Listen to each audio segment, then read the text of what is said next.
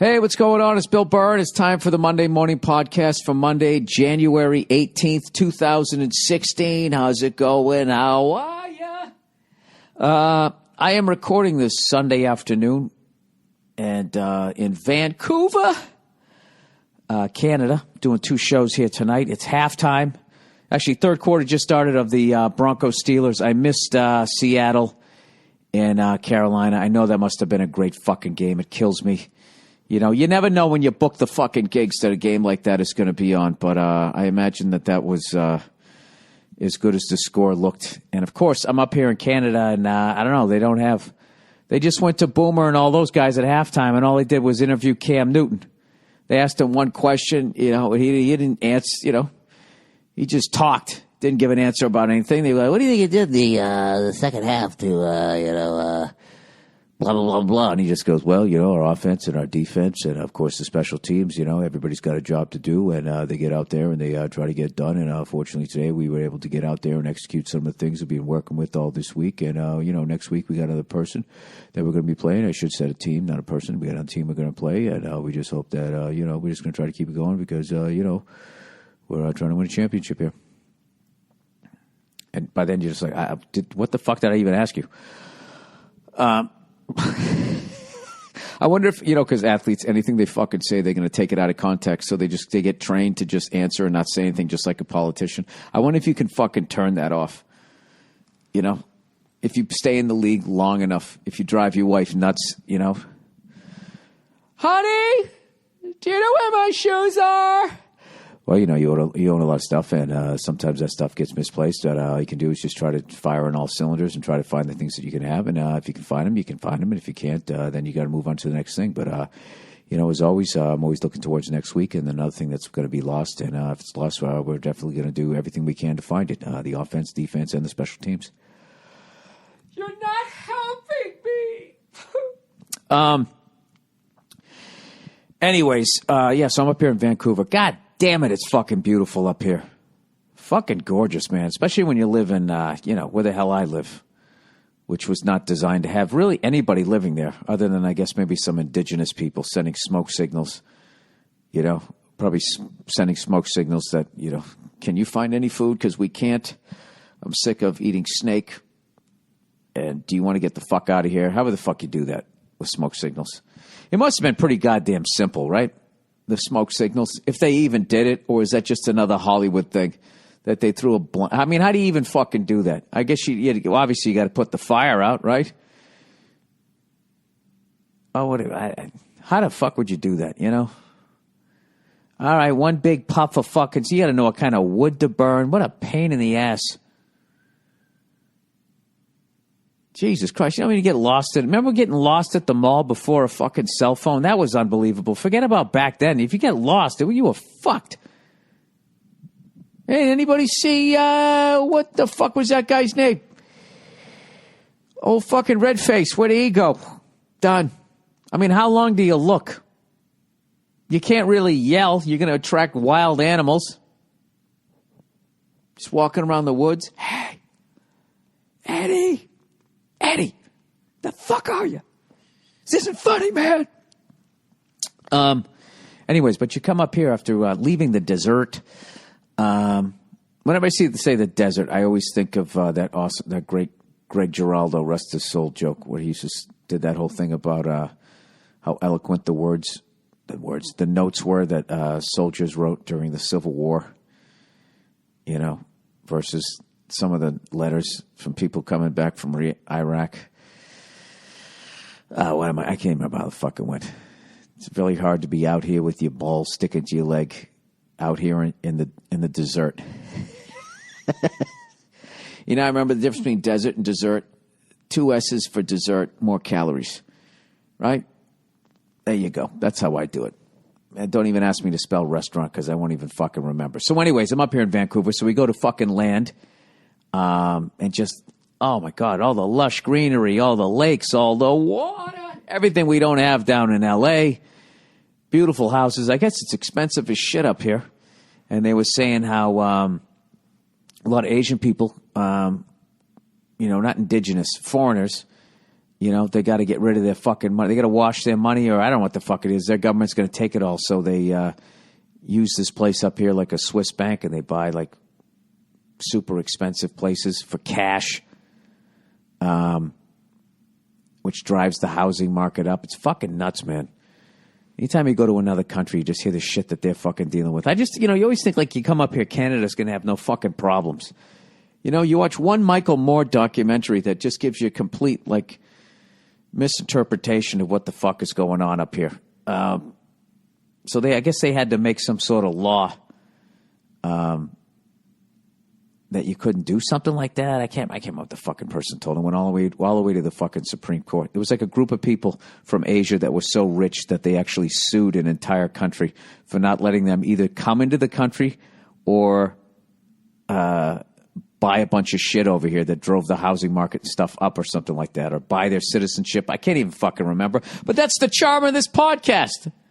You know, I get a little information. I barely remember half of it, and I just fucking run with it. That's all. So anyways, so it went all the way to the Supreme Court, and then they were just finally like, yeah, you kind of have to be from this country for us to give a fuck about you, you know, to like win a lawsuit. So, see you later. And it ended. I guess the lawyer for them knew the whole way going all the way up that it wasn't going to happen. You know, they weren't going to win it. He just took their money. He probably had to sit there and work on his, I'm disappointed we lost Two-Face, you know, as he took all their fucking money. But anyways, so let's talk about NFL football.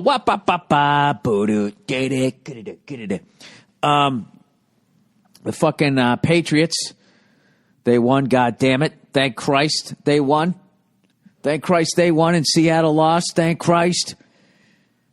You know, if we're going to keep advancing. I just didn't want Seattle to get the revenge. I can't remember if I've already said this. I just didn't want to see Seattle get the revenge on a banged-up Patriot team. If we come in healthy and they kick our ass, good on them.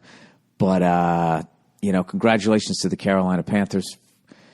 They got to be the favorites at this point. Come on, they're 16-1, right? Got that young defense. They're not scared of shit. They just beat Seattle, right? Who knows? But I don't know shit about football. I've just been so fucking busy. So I'm still going to talk about it. You guys can keep trashing me that I don't know shit. I don't give a fuck. And by the way, this is why I never record on a day that I flew. Because my brain is even more all over the place than it usually is, especially when I got a fucking TV going on in the background. But, you know, I got a busy fucking day. I fly back tomorrow. I got a busy fucking day. So I apologize if this is all over the place even more than usual. As a first down for the Steelers and more. The 40, the 30, the fucking 25. I hope somebody else up here gives a shit about NFL football. I know their CFL ends in is it the end of November? They have the Grey Cup, which is their Super Bowl. Or is it December? I don't know. Do people even give a shit? You ever see the fucking stadiums for their football teams up here? It's like you sit in the stands, you can see your car. You know, one of those deals where there's like you watch them kick a field goal and you're looking at traffic driving by on the street. Like those old school football stadiums from like the 60s and 70s, you know, where they would have like the horseshoe-shaped stadium, which was, I think what happened with football stadiums was when there wasn't that many people and also the leagues were small, they just had people sitting on both sides, right? You had the home side and the visitor side, and that was it. And then as there's more and more people, population got bigger, the leagues got bigger, then they built end zone seats that connected both sides. And I think they just did it on one side first. Then you had the horseshoe, right? Like the fucking Broncos played in, the Buckeyes. The Buckeyes still call it their horseshoe. They still call it a horseshoe, even though they fucking closed it in. And then eventually there was people did so much fucking that they had to close, you know, and there's so much ESPN that got everybody fucking interested in it that isn't even interested in it. Then all of a sudden Beyonce's singing at fucking halftime, you know, and there's a bunch of people in the crowd that are excited by it, you know. A fucking old-ass Rod Stewart. Who the fuck they dragging out? They always either go with somebody young or they just fucking drag somebody out who's on their last fucking legs, like their last big payday, you know? They just fucking wheel them out there. Who are they going to do this year? Night Ranger? It's either going to be like Night Ranger or Drake. That's what I'm guessing. Oh, wait, I think it is Beyonce. You know, I know because Nia wanted to go to the Super Bowl because Beyonce was there. I'm like, why don't you go see her in concert? You're going to make us go to the fucking Super Bowl and then we're going to watch her lip sync one fucking song? How the fuck did Sean Penn interview that drug lord? How do you do something like that and the government isn't like, hey, you know, we're trying to find that guy? You know, and you're sitting there palling around with them? Probably bought him like Fast Times at Ridgemont High DVDs, right, for his underground lair. Dude, I love Sean Penn as an actor, but how out of your fucking tree are you that you're going to go and interview that fucking guy? You know? I'm trying to think how many fucking stand-up specials I would have to put out before I would go fucking interview somebody in like I guess ISIS is actually fighting, but we're fucking with them too, you know? I would just think, I'm going to walk in there with my microphone. They're all going to laugh at me, and then they're going to saw my fucking head off. Or even worse, tie me to a chair. Fucking torture me to death. That's insane. Hey, good on him. Also, I don't understand. Is it El Chapo? That's his name. He sounds like such a gentleman, huh? El Che. He's a good chap. El Chapo. I don't fucking get it, man. What are you doing? Why did he go down there and interview that guy? And like how well does Sean Penn's movies do? That drug dealer's on the run. He's on the run from our government, right? Isn't this the guy who escaped? I don't fucking know. You know what's going on is my fucking internet won't let me sign on. So I can't fucking see anything. I can't see the fucking highlights. Nothing. You know, while I'm up here is I fucking got one goddamn channel and a bunch of Tim Horton fucking commercials, which is their Dunkin' Donuts. See if I can sign on here. Isn't El Chapo the guy that that keeps escaping from jail? Is that the guy? El Chapo. Come on, man. Come on. This connection is untrusted. Ah, Jesus Christ. There's probably some psycho from Alberta trying to hack in here. That seems like they're Texas to me when you're up here. It's all fucking oilmen and ranchers and shit. And then you got Edmonton. Edmonton seems like it's nice. You know what I mean? Like that's their like business hub. You know, I'm totally judging these just by doing like driving through and doing a little bit of stand-up out here. Like when I did stand-up in Calgary, great people, but fucking animals. Jesus fucking Christ. They were animals. I don't know if it's because the place that we performed at, there was like no carpeting or nothing. They were fucking, I think it was also because it was bring your own beer. Fucking animals. I would never fuck with anybody from Calgary. I saw the way they behaved when they were in a good mood, excited for a show. Don't ever fuck with anybody from Calgary. I went to Edmonton. It was civilized. Calgary. Jesus Christ. They had everything but a hooker swinging from a swing. You know, back in the old days with the saloons where they had the whores, you know, way overdressed. Once again, it might just be a fucking movie thing. So much of my history is based on that. By the way, I can't get on the fucking internet, but for some reason, I can fucking, I can do it over the, I could do it on my phone. Let me look up El Chapo here. Like I said, he sounds like such a chap. I just think like that English thing. Yeah, well, Chapo, he's a Mexican chap. How Mexico secretly launched a crackdown after Penn met El Chapo. How El Chapo was finally captured again. That was 1 day ago. Will El Chapo rat out rival cartels, corrupt officials? It's got to be a lot of stress being this El Chapo guy, huh? Joaquin Guzman. You know, I got to say, he looks like a Mexican Robert Blake, like during the Beretta years. Now when he says, yeah, that's me who's also on the phone, and then starts laughing. This is when you know you lived a fucking crazy life. This is just the front page of this guy's, if you search this guy's name. How El Chapo was finally captured again. Will El Chapo, I read those. El Chapo Guzman. Sean Penn talks about him. El Chapo had erectile dysfunction surgery while on the run. Well, that's nice. Now he took a pit stop, Guy takes care of himself. How nervous was that doctor working on that maniac's dick? El Chapo speaks, Rolling Stone. Sean Penn has terrible regret about meeting El Chapo. Well, what did he think he was going to meet? He's going to get some fucking Sherry's berries? The hunt for El Chapo. Joaquin El Chapo Guzman, the truth about the jailbreak. There's nothing here about an older, wiser El Chapo. Puts out a little singer-songwriter. Jesus fucking Christ. Dude, you don't realize how fucking finished we are? Just as a race.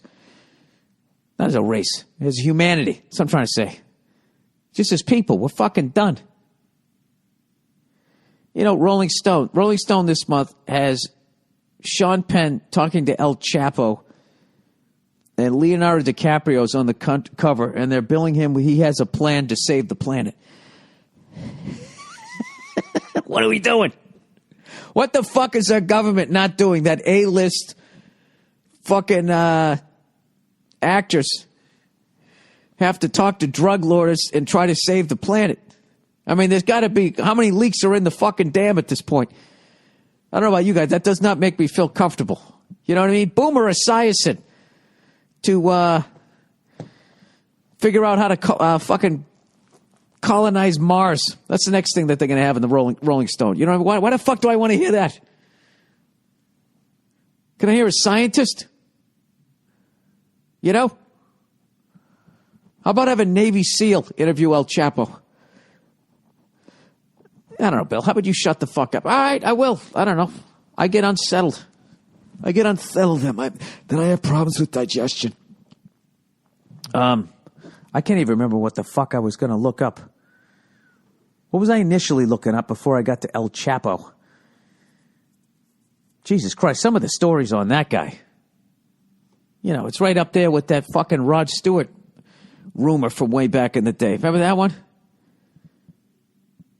I can't remember if it was Rod Stewart. Yeah, they found like a gallon of jizz in his stomach. His stomach had to be pumped.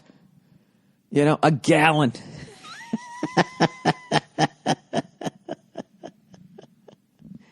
He went to Trader Joe's and bought some fucking all-natural organic I'm sorry. He got a gallon of it. No, he went to, what's that place where you buy everything in bulk? Those fucking whales are pushing around those pallet jacks buying Cheerios. You got to get a membership to it. It begins with a C. It's not Cunties. What's the name of that? I never go to the fucking place. Once I had to go in there and get a membership. They wanted all this fucking information. Oh, Christ. What the fuck is it called? Not coat check. I'm never going to remember it. You know what I'm saying. That just kills the jokes, Bill. When you can't remember the fucking references, it absolutely kills it. Costco. Hey, he went to Costco. He bought one of those big fucking gallons of fucking jizz. And on a dare, he chugged it. Anyway, so here's something on El Chapo. El Chapo, they said, I can't remember, like just fucking killed this person's whole family, took their kids, and somebody, this is why I don't believe it, like took his kids and then flew them to Colombia and then threw them off a bridge. It's like, really? There's not any bridges in Mexico? You never know what to believe. But I got to tell you, when you go south of the U.S., you do not want to piss anybody off as far as I can tell. That's some next level shit. And I can say that because I just read papers from the United States. That's just next level. Like, you're mad at somebody and then, how you get your revenge is just some next. I read that Killing Pablo one time. I had to put the book down like 3 times. Some of the shit they just said that the guy did. Now, I don't know if the fucking guy did this shit, but I remember one time hearing that the guy had a party. All right, and everybody's out there by the pool, standing around, and what's his face there? Pablo Escobar's standing there, everybody's ignoring the weight that he's putting on as he sits there in his fucking Hager action slacks, he seemed to like those. He's stretched. And, still tucked him in right at the waist. You know what I mean? Tucked him right in the waist, didn't push the pants down, didn't do the fucking shirt untucked. He tucked it right in. And they said that he allegedly found one of the people, one of the maids, I don't know what, allegedly was stealing. So they tied this guy's legs together and his arms behind his back, and they threw him in the house pool and just watched him drown as everyone was standing there at the party. I'd say there must have been a lot of ice shaking and drinks after that one. Like, so is this a Victorian house, Pablo? Mr. Escobar? I don't want to go in the pool. Yeah, people getting their faces ripped off. Was it torturing to death? They're like peeling their fucking faces back. This is not funny. This is not what this podcast is about. Why is this fucking Steeler-Denver game so fucking boring? Is it because I have the sound down? I just don't give a fuck. The AFC is just the walking wounded. Roethlisberger is a fucking man. Look at the guy just getting bumped by linemen. He stays in there. That guy, he has like fucking... He stays in the pocket like Steve Grogan used to stay in the pocket. Did anybody remember that? Any old Pats fans out there? You'd fucking sit there. This is back when you could hammer a fucking quarterback. Drive your helmet right under his chin and then lift him off the ground and pile drive him into the fucking AstroTurf, which is like getting tackled in a parking lot that's been painted green. And Steve Grogan, I remember he would go back for a pass. This is back when he had that fucking neck brace. And he had such a long neck, you could still see like 6 inches of neck, right? Even with the neck brace. And there'd be some defensive lineman just running full speed right at him. And he would just hang on to it. And then he would throw the ball. And the camera would follow the football. And right as he let it go, you'd see just the beginning of that fucking lineman drilling him. And he'd go flying right out the right side of your screen or left side, depending on which way he was going. Down the field to Stanley Morgan. Russ Francis, one of those fucking guys, right? Harold Jackson. Who else did we have back then? I can't even fucking remember. Hasselbeck. We had Hasselbeck, whose son was the one who said, we want the ball and we're going to score. Don Hasselbeck, I think, was his dad. All right, anyways, where the fuck am I? Yeah, Roethlisberger's like that. That guy stands in the pocket and takes a fucking hit. And speaking of which, too, I know there's a lot of Kansas City fans who are probably pissed off at the calls Tom Brady got and the lack of calls that Alex Smith got. And I'm a Patriots fan. You're absolutely right. But that is not Tom Brady's fault. Okay? And I'm hoping most of you guys in Kansas City can hear what I'm saying because you're not as upset because you got to see your baseball team win the World Series, all right? So you got that going for you. Half of your professional teams won championships this year. That's pretty fucking good, right? Tom Brady earned those calls, okay? If you want Alex Smith to get those calls in the future, he has to make the NFL owners a lot more money than he is, and that's just a simple fact. And people call it the Tom Brady rules. It isn't. It's the superstar rules. Jordan gets away with the push, right? When was the last time Kobe Bryant? What does Kobe Bryant have to do to get, well, he's not healthy anymore, but back in the day. You could be standing in the lane before the fucking game starts. And if he runs into you, they're going to call it on you.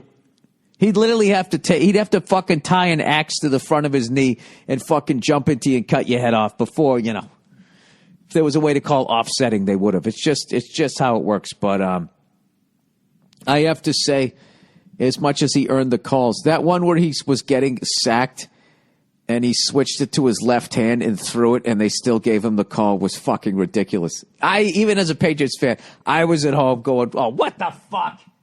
Give me a break. But, I'll take it.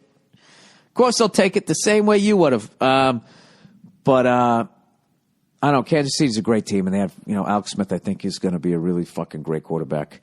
But you got to have it all, man. You got to have the coach and the ownership and all that bullshit. And lucky enough that we have that in New England. So there you go. That's me trying to not be a cunt. All right? And, oh, God, I can't wait to go home and watch that fucking Carolina Panther game, man. I think you're going to see, all these people that they were saying are the heir apparent to fucking Tom Brady and Peyton Manning. I think it's what's his face there on the Panthers. I can't even remember his fucking name. What is wrong with me? He went to Auburn, right? He does the Superman thing. Cam Newton. There we go.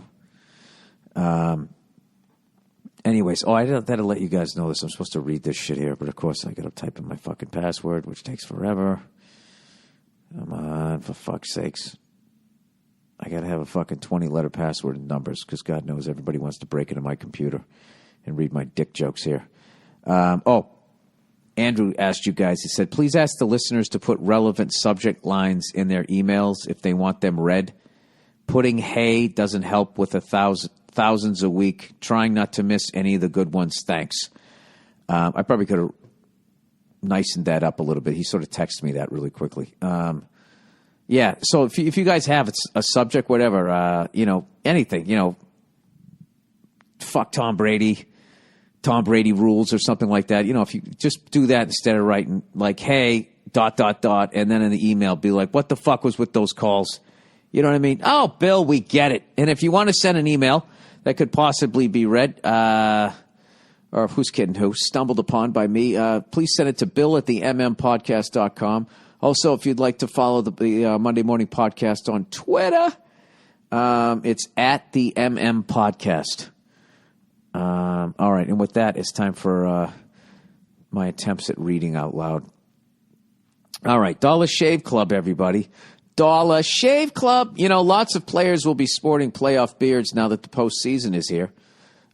Leave that to the pros. All right, kick off your year the right way with a fresh blade shave. That's why millions of others have joined DollarShaveClub.com. Dollar Shave Club knows the key to getting an amazing shave is simple. 1, use a fresh Dollar Shave Club blade. 2, use their Dr. Carvey's Easy Shave Butter. That's it. Dollar Shave Club delivers amazing razors right to your door for a third of the price of those greedy mega razor corporations. That means listeners who switch now can afford the luxury of shaving with a fresh blade anytime and save hundreds this year. And when you combine that fresh blade with their Dr. Carvey's Easy Shave Butter, it just glides. It's unimaginably smooth. Just imagine the smoothest thing ever, and it's smoother than that. You can't even imagine how smooth it is. I'm telling you, it's not your average shave foam. It won't dry out your skin. The all-natural ingredients leave your skin feeling soft, smooth, and moisturized after every shave. Take it from me. Use a fresh Dollar Shave Club blade with Dr. Carvey's Easy Shave Butter if you want the most gentle shave imaginable. DollarShaveClub.com/Burr. Today, join that. That's DollarShaveClub.com/Burr. Sorry, I went a little light with the Dr. Carvey's. I'm in a hotel room right now, and I don't need anybody knocking at the door. 13-9. What's going on here? The Broncos are knocking on the door here in the red zone. Who do you like? Who do you like? I think the Steelers are going to win this one. I just do. I think, I don't know why. I just think that they're going to win here. Of course you don't know why, Bill. You barely watched any football this year. Oh, by the way, congratulations to the Alabama Crimson Tide. I can't believe I forgot to, give them a shout out there. Fucking Nick Saban, 5. Count them, 5 NCAA football championships. I mean, this guy's like beyond a fucking legend. Beyond a legend. Unbelievable game. Congratulations to Clemson for getting there. I hope you guys get back again. I was rooting for Clemson, of course, just because it's fun to root against Alabama. I don't really hate those guys. It's just fun to root against them because, I just don't like piling on. Anybody can just become a college football fan and just root for the best fucking team. I don't want to do that, right? And that fucking onside kick call, fucking tremendous. What a call. And the way that they hit the whole thing, that was the game right there. Unbelievable. So anyways, here we go. Plowing ahead. MeUndies. Oh, Jesus. Oh, jeez. Boop, boop. MeUndies. MeUndies. Drying your balls in 2016. Boo-doo-doo-doo. MeUndies. Grab my balls and see what I mean. They're nice and dry. Take that look off your face. You like my balls no matter what the race. Put on MeUndies and dry out your taint. And they even make them for the ladies. Oh, yeah, they'll dry out your fucking clam. Even if you're in the mood. MeUndies. What's the secret to New Year's resolutions? Make the first step real easy. Like the first thing you do every day. Put on underwear. This year, out with the old and with the new. Step into a fresh new pair of MeUndies, the world's most comfortable underwear. And it's the easiest resolution you can make. Head to MeUndies.com. Choose from a variety of styles in limited edition patterns for both men and the fucking ladies. And they'll be delivered right to your door. MeUndies is the next level of underwear. You thought your dick was comfortable now? Wait till you take your balls to the next level. Every pair is made with their signature modal middle fabric, proven to be twice as soft as cotton. Where? Where did you prove that? At the X Games? I like how they say that, like you can do research and find that out. Anyways, they don't just feel better than regular undies. They make you feel invincible. What are they, underoos and you're 8 years old? Come on. And it's guaranteed to be the most comfortable underwear you've ever worn, or your first pair is free. So don't start your New Year's out with old saggy underwear. Make a change and head to MeUndies.com/Burr right now and get 20% off your first order. If you don't like your relationship and you want to take back ground that you gave away, the only way to do it is to get brand new underwear, okay? Because once you're comfortable with somebody, you walk around half in the nude anyways, right? And they're not going to take you seriously if you got holes in your underwear with pubes sticking out like some sort of fucked up vegetable, all right? That's disgusting. Anyways, plus shipping is always free for all the orders in U.S. and Canada. So for 20% off your first order of the world's most comfortable underwear, head to MeUndies.com/Burr right now. And lastly, but not leastly, look at they kept the horse from the old Mile High Stadium. I went to a game there. I told you that, right? Stamps.com, one great resolution. Sorry, I'm watching TV here. One great resolution you can make for the new year. Maximize every minute and every dollar of your small business. I know an easy way to do that. Actually, I don't. Stamps.com is telling me about it. Think about how much time you've wasted going to the post office, driving there, finding parking, not scoring any Coke, right? Stamps.com is the better way to get postage. Just use what you already have, your computer and your printer, to get official U.S. postage. Who the fuck is Jim Simpson? Man just died. He had a great run. 89 years. Good for him. Everything you would do at the post office, you can do right from your desk with at just a fraction of the cost of one of those expensive postage meters. I use Stamps.com anytime I'm selling posters. I'm a moron. If I can figure it out, so can you. It's so convenient. I can do it right from my home, standing in my brand new fucking MeUndies. How do you like that, huh? Right now, this is like an advertising threesome here. Right now, or a twosome. Right now, sign up for Stamps.com and use my last name, Burr, for this special offer, 4-week trial plus a $110 bonus offer that, of course, includes postage and a digital scale. Don't wait. Go to Stamps.com before you do anything else. Click on the microphone at the top of the homepage and type in Burr, B-U-R-R. And mercifully, that's the end of me reading out loud for this week. Here's a stat I had to look up because Dom Irera sent me a text. Not trying to drop names here. By the way, I'm on his podcast this past week. Dom Irera sent me a text this morning. He goes, how many quarterbacks have you ever seen in the NFL have a Hail Mary pass, throw a successful Hail Mary pass once in their career, forget about twice in the same season? And I had to go look it up. I was like, I gotta find this out, man. I gotta find out, if anybody's ever done it. Because I was like, there's no way anybody's done it in my lifetime of watching the last 30-something years of watching football. Holy fuck. I've been watching football for 38 years. Oh, my God, I'm old. I started watching it religiously in about 1978. Yeah, about that, 78, 79. Jesus fucking Christ. Put it this way. The first Super Bowl I watched was Super Bowl 12. And they're at 50. So there you go. Wow. This is going to be my, what would that be? My 51st, you fucking idiot. My 39th Super Bowl. 50 minus 12, plus I watched 12. Right? Yeah. So there you go. Yeah. There's a lot of people right now actually think I'm wrong, but it's true. It's my 39th I'm going to be watching. Anyways, let's plow ahead here.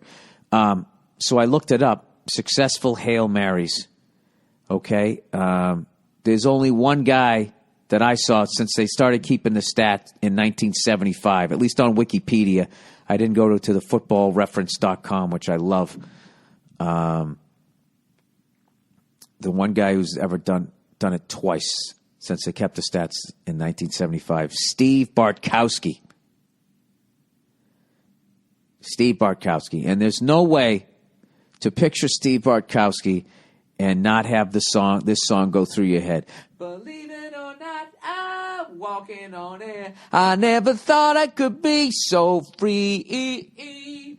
Throwing the ball to Billy White Shoes Johnson and to another guy. Yeah, he looked like the greatest American hero. He did it in 1978 against the Saints, and then he did it again in 1983 against the 49ers in the NFC West, which back then was only 4 teams. It was the Los Angeles Rams, the New Orleans Saints, the Atlanta Falcons, and the San Francisco 49ers. The quarterbacks were Steve Bartkowski, 78. Steve Bartkowski, Archie Manning, and then I think they had a quarterback controversy. Pat Hayden, Vince Ferragamo, back and forth. Before Vince Ferragamo tried to take the money and went to the fucking CFL. Oh, Jesus. Never saw him again. And it would be Steve DeBerg or Jim Plunkett in 78. I did this with fucking Joe Bartnick one time. We tried to name all the starting quarterbacks in the NFL in 1978. We went around the league. So I think it was AFC East was Burt Jones, Bob Greasy, Steve Grogan, Richard Todd, and Joe Ferguson for the Bills. Then it was Terry Bradshaw, Dan Pastorini. Who the fuck was quarterback for the Browns? It was either Mike Phipps or Brian Sipe. And then the Bengals was Kenny Anderson. Kenny the Candle. As Collinsworth said, they call him Kenny the Candle because one blow and he was out. You ever see that one on NFL Films and they cut to Kenny Anderson? He's like, oh, fuck Collinsworth.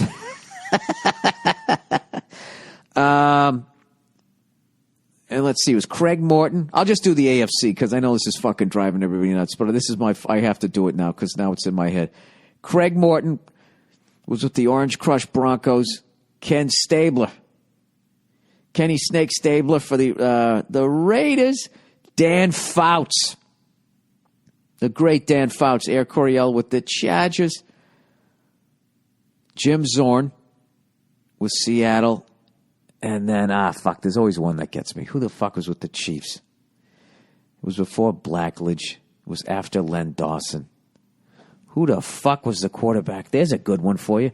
There's some poor bastard in Kansas City right now screaming it. Who the fuck was it? I think the Buccaneers had Gary Huff. Lynn Dickey was out in Green Bay. Jim Hart was in... How the fuck do I remember those? I don't remember Kansas City. Kansas City, I gotta look this up. Kansas City Chief quarterback. Hey, it's gonna get better, guys. I played drums this week out, and I played with Colin Hay from Men at Work, all right? I'm gonna tell a story in a second here. Just fucking deal with this here. Kansas City Chiefs QB 1978. Why do I care? Why do I fucking care? List of Kansas City Chief quarterbacks. This is fucking made for me. Who's the last person who fucking went to this? Starting quarterback season to season. Jesus, they've had some guys here, huh? Joe Montana, Warren Moon, Rich Gannon. All right, here we go. Backing it up. 1970. I'd never get this. Mike Livingston and Tony Adams. This is the one that always fucking gets me. Lenny Dawson left in 1975, and then Mike Livingston took over. You know, there was a guy who played for the Bengals that Bill Walsh was talking about. He only played for one season. He got fucking injured, and Bill Walsh to this day still said he's the greatest quarterback that he ever coached, but he's probably still trying to motivate, or he was anyways, he passed away, probably still trying to motivate fucking Montana or Young, even after they retired. Get him to rake the leaves better that day or some shit. I can't remember the guy's fucking name, but that's one to look up. Anyways, so yeah, this week I did a Greg Barron's show at Largo, and it was one of those things too. It's not quite like the goddamn Comedy Jam. This was one where they actually have people, for the most part, it's musicians coming out and telling funny stories. And this is something that Greg did a number of years ago, and he's brought the show back. And so anyways, let me get the lineup here so I don't fuck this up. I did take a picture of it. I'm so fucking disorganized. I apologize. All right, so it was Colin Hay, Tom Morello, myself, and Chris Fairbanks, another comedian. So it was two comedians and then two musicians. And I got to play with the band, told some stories, and I got to play with the band. And then afterwards, I got to play with Colin Hay, and we played Who Can It Be Now, which was just beyond a fucking thrill. And he was the nicest fucking guy, so generous to let me play. And he had this really cool way that he wanted to bring me out. He goes, he just went out there and he was telling stories. He was fucking hilarious. And then he just randomly goes, and I had the weirdest dream last night. I was dreaming I was, playing a show. And I was playing, Who Can It Be Now? And the crowd claps because it's such a huge hit. And he goes, the weirdest thing, Bill Burr was on drums, And I just waited a second. Then I just walked out and sat down. Everybody started laughing. And then he told this great story. I'm not going to repeat the story just because it's his story. So I'm sure if he wants to tell it on a podcast, he can. But he tells this fucking hilarious story that ends with the word cunt. And he told me, after I say cunt, basically you do the drum fill intro and then we'll go into the song. And then we played it, and it went off pretty good, man. It actually, I don't know. It's fucking unreal, man. I played like 20 years by myself in a rehearsal space until it finally dawned on me that I'm supposed to be out interacting with other fucking people. So now, then I've kind of opened Pandora's box. I told you, I made this rule that I'm not going to ask to sit in, but if somebody asks me to play, I'm going to fucking play. All right? That includes if I come to your town and if I'm drinking in a bar, if I go out to a bar and your local band is playing, if you come up to me and ask me to sit in with your band, I'm going to fucking do it. All right? And this is a warning.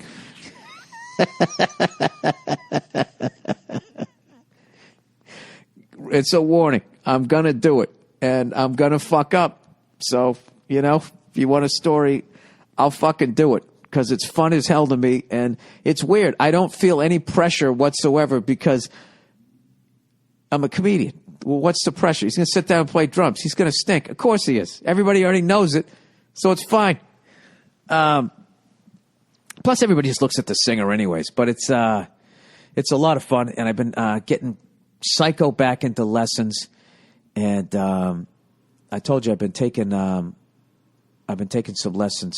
Do you remember a long time ago when I watched that Mars Volta video? And I was talking about their drummer, who was Dave Elitch at the time. I was going, holy fuck, look at this guy's fucking unbelievable, blah, blah, blah. Well, from doing that, he must have heard the clip. He reached out to me on Twitter, and lo and behold, he lives in L.A., and every once in a while I go by and I take a lesson with the guy. And he's a fucking unbelievable teacher, and he's been teaching me technique. So I'm one of those guys, I grab the drumsticks the same way like a toddler would, with just my meaty fucking fist just right over both of them. And it was causing my arms to be doing all the work and my forearm. If any drummers are listening to this, if you have like that fucking, that pain in your forearms and all that, I was kind of going through that shit. And he is teaching me this technique where you're letting the stick do the work and it's holding it in this particular way that does not seem fucking natural at all. And it has been a motherfucker. But, incrementally, it's gradually working its way into my playing. And it's totally been worth it. And we've been going through this jazz book. And like most students, I work on something for 3 seconds and then want to go on to the next thing so I can have that sense of accomplishment and just get through a whole fucking page. And I was moving ahead, and every time I'd go to the lesson, I would still not have the first thing down. And I've been taking lessons, on and off since the summer. I mean, I get busy and I can't go for like a month or something, but I'm still on that first page. And it finally dawned on me in the past week to be like, dude, just work on this one fucking thing and fuck everything else. And I just sort of sat down 15 minutes a day, just working on this thing. Making a little bit of an improvement and then being fuck and having to start over and blah, blah, blah, blah, and all that shit. And I actually had a great lesson this week where I think he actually was saying that I was finally starting to improve, which made my fucking week. So, anyways, I don't even know where the fuck I'm going with this. I'm rambling all over the place. What are we up to here? 45 minutes. Jesus Christ, Bill. Can we fucking get on with this here? Oh, by the way, somebody told me to watch the show Top Boy, T-O-P, Boy, on Netflix. And I went on Netflix for the life of I can figure out how to search when I'm on the internet. I can't fucking do it when I'm on the TV. How do you search when you're on the TV? If anybody knows, I would really appreciate it. But anyways, I'm gonna be playing out again this week. I'm doing that Bonzo Bash thing. I'm hosting the Bonzo Bash, co-hosting it. I don't even know who I'm co-hosting with. It's going to be in Anaheim this Friday night. And Brian Tishy's wonderful event where all these drummers that I grew up watching sit down and play Led Zeppelin songs, which is going to be the shit. I'm going to get to host it. And with somebody else. It's going to be fucking awesome. So, and I will be sitting in for one song. Once again, risking total humiliation. But, I'll probably make an ass of myself. Who gives a fuck, right? But anyways, I know what I wanted to talk about. Fucking the Arizona Cardinals-Packers game. I started to talk about it. And, you would think last week, after watching that dude on the Bengals intercept the ball and then fucking walk into the locker room like, well, I guess that's that, right? You'd think that these damn kids today, they'd learn something. Patrick Peterson, who I fucking love, LSU kid, right? Incomplete fourth down. That ought to fucking do it. 2.5 minutes left. This guy's walking down the sideline, waving to the crowd, doing damn near blowing kisses to the crowd like it's over when he's playing the Packers and Aaron fucking Rodgers. Fucking hilarious. 2.5 minutes of football left, and he's walking around doing that. And what happened? 2 minutes and 25 football seconds later, he gets beat on a jump ball in the fucking end zone on a Hail Mary to send it into overtime. Fucking unbelievable. How many times is somebody going to fucking do that?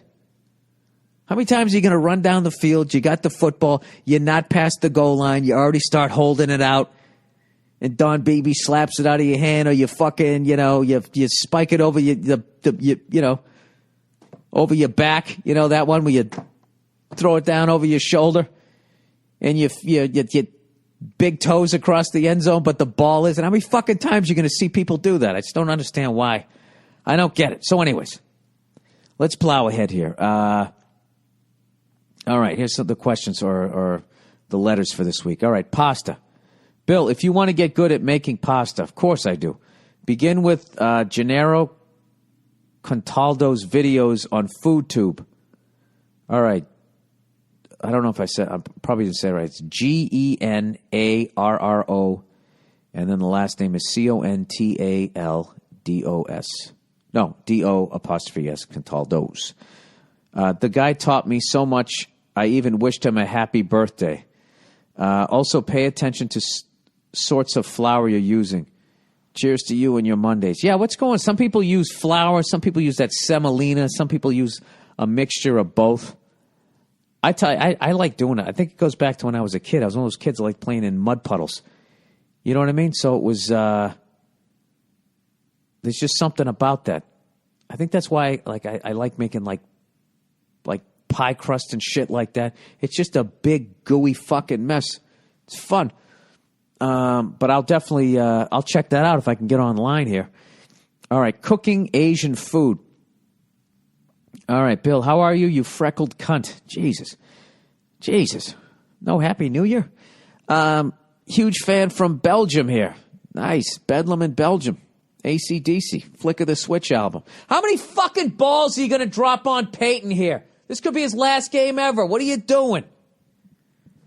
Jesus Christ. And when did shoulder pads get so small? You ever see shoulder pads on people in the fucking... The shoulder pads were so big, the shirt didn't even cover your belly. Used to run around with half shirts on. By the way, can Gronk pull his pants up or get a longer fucking jersey? He's starting to look like a waitress at Hooters. All right. Huge fan from Belgium here. I'm saying he's showing his midriff. That's probably the wrong reference. Who knows? You know the little ass country that people know about because of Austin Powers? Oh, I thought I knew them from. I thought that's not Brussels? The Muscles from Brussels. That was the guy who's the guy who used to do the splits? The fuck is the guy's name? He wasn't I Must Break You. He wasn't Steven Seagal. He was the other guy from Bloodsport. Who gives a fuck? Belgium. Yeah, Luxembourg and Belgium, right? Right there, tucked in there, right there, Battle of the Bulge, right there near France and Germany. Am I nuts? In between Amsterdam and fucking Denmark there, Copenhagen. You're tucked right there, staring at the fucking bad teeth of the English, aren't you? Looking across the channel. Maybe you're not. Maybe if I had a map, I could find it, you know? All right, loved F is for family. Please come to our freckle of a country. Dude, I'm definitely going to go there. I'm definitely going to go there. Without a fucking doubt. We're waiting to hear about the second season for F is for Family. The pitch went fucking great. Went out of there. We were all excited. I got a great feeling about it. And I'm going to let you guys know as soon as I find out. But I got a good feeling about it. So, and I'm definitely going to do a European tour. I did Australia and Asia last year. So this time, it's time to head the other way. I'm going to do Europe this time, and I want to hit all the countries I've been to. I'd like to add a few more, and I also want to do a little bit of Eastern Europe.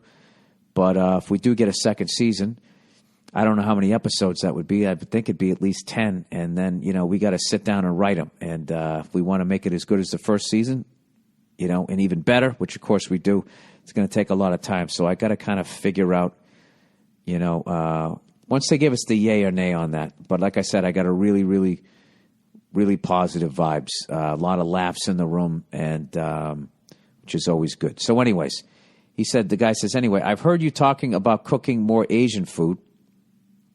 Oh, wait, this is a different one. It's the same guy. Sorry. This is the same guy from Belgium. He goes, anyways, I've heard you talking about wanting to cook more Asian food on your podcast. Since I love cooking as well, please allow me to recommend you some. Korean cuisine has a lot of spicy food. Oh, yeah, kimchi and all that stuff. Yeah, I've been to those Korean barbecue and all that stuff. I love all of that stuff. But it's just so different from the stuff here. I'm really intimidated about cooking it. Which is so stupid, If I'm afraid of it, I should just sit down and be like, okay, let's start with something easy. How do you make the sticky rice? If you could just make sticky rice alone, that's the shit, right? That's the best fucking rice there is. I don't want to hear anybody tell me it's not fucking healthy. I don't give a fuck. It's fucking delicious. Korean cuisine has a lot of spicy food, which is great for losing weight, since you tend to be full more quickly and drink more water, plus a lot of other health benefits. If you are interested, please check out, it's MAANGCHI on YouTube. Oh, I got to do this. I guess this is a lady. She's a Korean housewife who is funny as hell and teaches you. You said learns you how to cook. It's teaches. Teaches you how to cook. Great traditional and overall easy recipes. Now you got to teach me some Belgian words. I gave you one there, huh? Recommendations are Belgian words. Belginium. Recommendations are spicy pork stir fry, ginseng chicken. I don't know how to say this. It's Jajameong. jjajangmyeon. That sounds like an annoying character in fucking Star Wars, which is black bean sauce, noodles, some other shit that I can't say. Korean barbecue, which I bet you've had before. Yeah, I have. What is that, the hacky American thing? I've had Korean food. I went to Korean barbecue. I literally just said that. Japanese cuisine is mostly salty, sweet, and umami. What does umami mean? There's that umami burger. Been to that. Flavors, lots of vegetables, no butter, soy sauce, which is amazing for you, and rich taste. Yeah, I got to tell you, man, people, when I went over to Asia, man, they were fucking in shape. People are just in shape over there. You know? I bet if you're fat in Asia, they just mean, look at that rich motherfucker. He must be traveling. He's got enough money to get to an Applebee's. I'm too tired. I didn't want to say Applebee's. Applebee's is not a fattening place, is it? What's a good... Oh, Jesus, Bill, just wrap up the podcast, okay? If I'm going to be this off right now, what the fuck's going to happen when I go to do my shows tonight? All right, now, Chinese food, I don't know a lot about. Cool to know is that Chinese food in the States and Europe is not actual Chinese food. No, it isn't. That's their surreptitious way of trying to fucking kill us. That's what they're trying to do. They know we have the bomb, right? China's attacking us on two levels right now. Giving us food that's going to give us a heart attack, and they're going to fuck with our economy somehow. Somehow we're tied in with them, and they're going to pull the fucking rug out. Anyways, he said it's modified for our taste buds, but I'm guessing they have amazing stuff too. Yeah, I would think so. Oh, fuck, am I getting the hiccups here? Thai and Vietnamese food is mostly spring rolls. Jesus Christ, you're going through the whole continent here. Let me get some water. Ah, fuck, completely missed the glass. Fucking bad angle here. Lastly, Thai and Vietnamese, mostly spring rolls, spicy curry. I love how a guy from fucking Belgium is telling me about Asian food. Are you at least Asian? Lots of coriander, which I personally detest because it tasted of dishwasher product. Lastly, if you really want to go hardcore, try out North Korean food. It's basically starving yourself. You'll be able to see your ginger pube ding-dong without a mirror again in no time. Pretty edgy, huh? Yes, you're making fun of the fact that they're under a dictator that doesn't feed them. Very edgy. Very edgy. Hope this helped. Go fuck yourself. Lots of love for Nia. And, Cleodio. Oh, shit, I guess I'll give that... I love how Asia stops with people that we can... it doesn't go into India. That's also Asia, right? Isn't the Middle East, isn't that also Asia? Russia? Anyway, I sound like that guy in fucking Forrest Gump. All right. Hey, Billy Bean. Been a fan of the podcast for a while now, yada, yada. I need some advice or just a fresh perspective on what to do. I'm 23. You're in the prime of your life. Dropped out of high school like a dipshit at 17. Got my GED when I was 19. You're back in the game. You're back in the game. And I decided to start becoming a productive member of society. Everything was going good. Paycheck meant the dating pool opened up. Tried a few jobs, etc. But now I'm 23. I quit my job to go to school for advertising / art at an artsy college. Should probably mention the only thing I'm truly good at is art, mainly pen and ink stuff. Well, dude, that's a great thing. And you can make a ton of fucking money doing that. It's just that schools, generally speaking, are not geared towards that. So yeah, you were fucking bored. And then you took shit that you weren't good at, made you feel like an asshole. You fucking drop out. You party for a few years. Right? Bagged a couple of hooas, and now you're coming back. Dude, you're fine. You're 23, dude. You're fine. That was 8 months ago. I missed the sign-up date and just lacked the general knowledge / support on going about it. I spent 6 months grinding the living shit out of drawing, trying to achieve something I might be able to take some pride in. Didn't work. I was just going to say, you're being too hard on yourself. Your next line is, I'm hard on myself to the point where I'm thinking I'll never be handed a medal as the greatest that ever fucking lived, so why bother? Jesus, dude. Well, listen, Richard Pryor is the greatest of all time, and I'll never come close to that guy. That's not going to stop me. You just try to see how close you can come. Some people you can't pass, and that's all right. You know, you just try to come as close to them. Try to go as high up the all-time ladder as you possibly can. And who knows, if you keep pushing yourself, listen, you don't know what your limits are until you keep fucking throwing yourself out there, especially if you're hard on yourself. You're probably you're way better than you think you are. You're going to be fine, all right? You're depressing me here. Anyways, I've since quit drawing and now do nothing but troll around dating sites all day and hooking up with semi-decent looking women as a way to stay positive and cure boredom.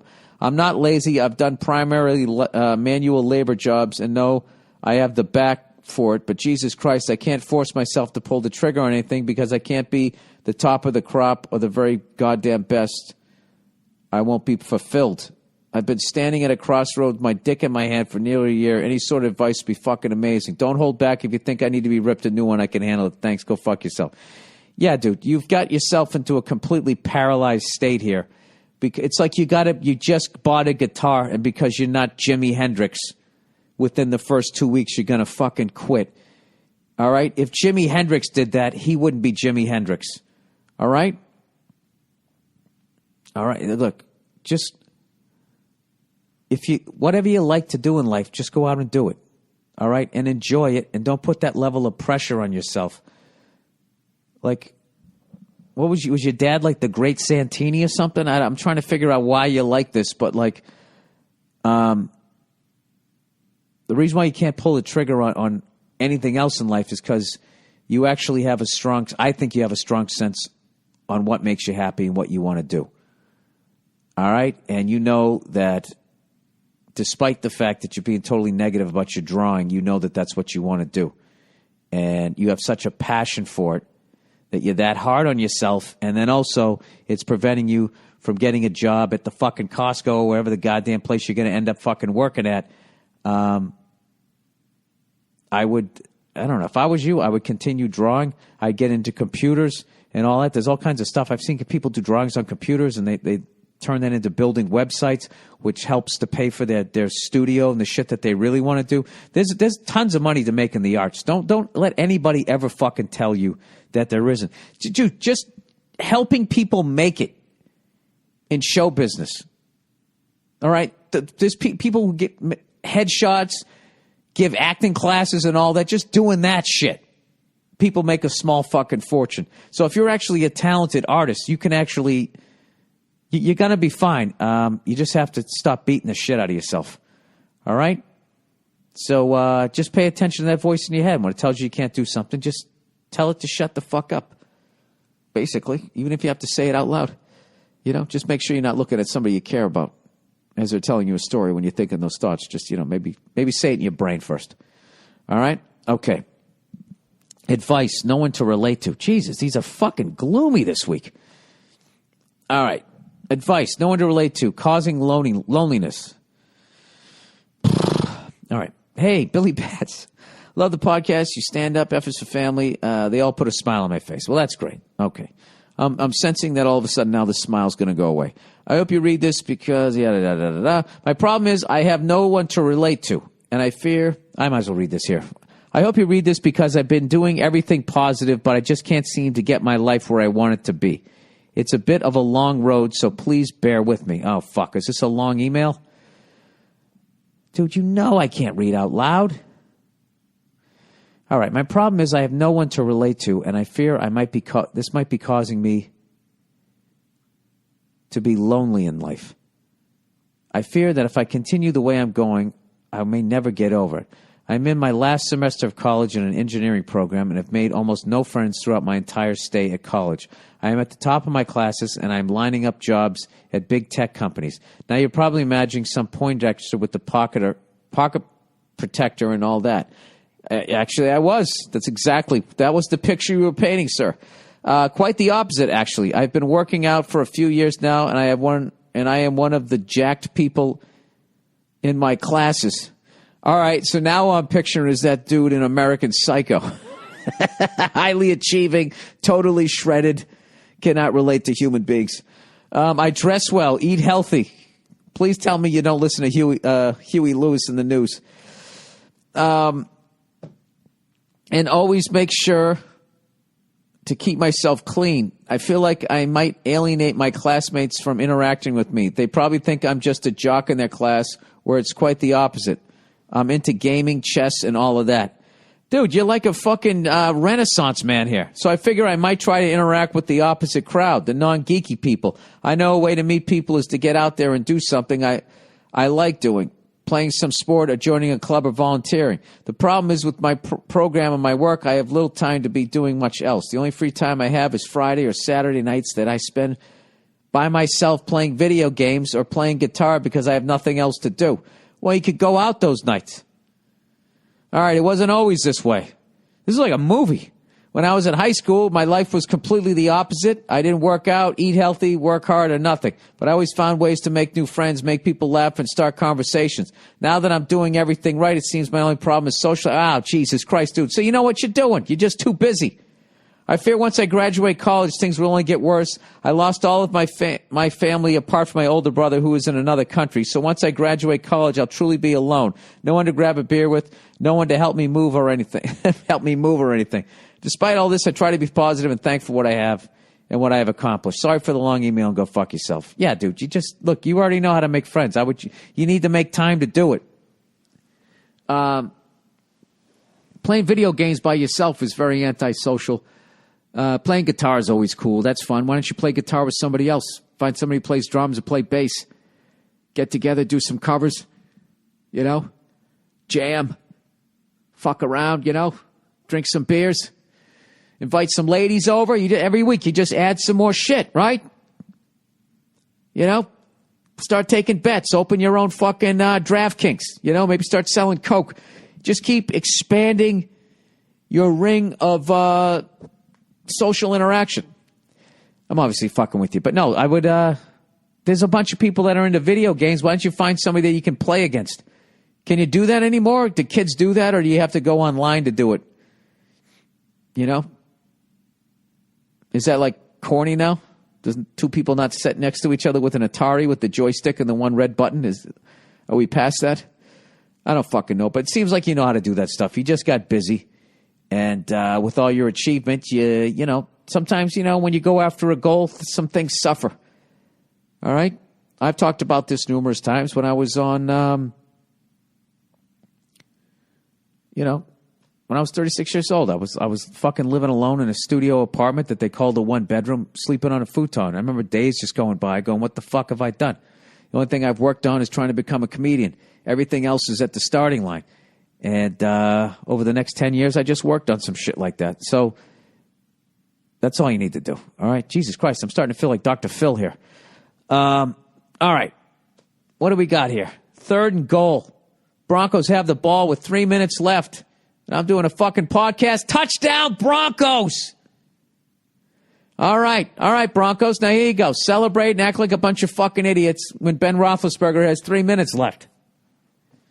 This one is not over. All right, so what does this do? This puts them up by 5.